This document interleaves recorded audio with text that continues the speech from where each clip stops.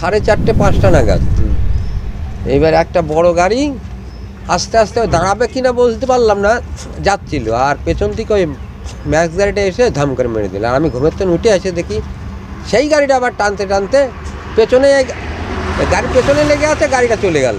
আর একটা মানুষ এখানে ধস করে পড়ে গেল। কজন মারা গেছে? শুনছি 3 জনা, আমি একজনকে দেখেছি। কোন গাড়ি ছিল সেগুলো? গাড়ি, ছোট গাড়ির। যে গাড়িটা এসে ধাক্কা মেরেছে সেই গাড়ি ছিল? হ্যাঁ হ্যাঁ। সেই গাড়িটা কোথা থেকে কোথায় যাচ্ছিল? এই কলকাতার থেকে মনে হয় কৃষ্ণনগরে যাচ্ছিল। আর দাঁড়িয়ে ছিল কোন গাড়ি? গাড়ি দাঁড়িয়ে একটাও দেখতে পারিনি, গাড়ি দাঁড়ানো স্লো যাচ্ছিল বড় গাড়িটা।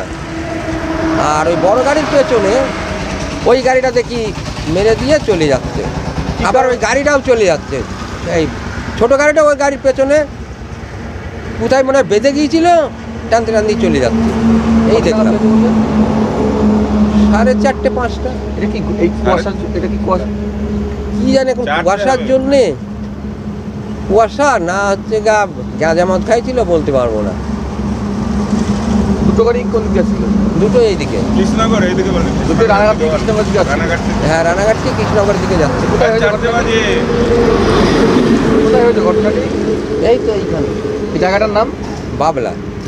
বাবলা বাইপাস। কি নাম আপনার? আমার নাম শ্যামল বিশ্বাস।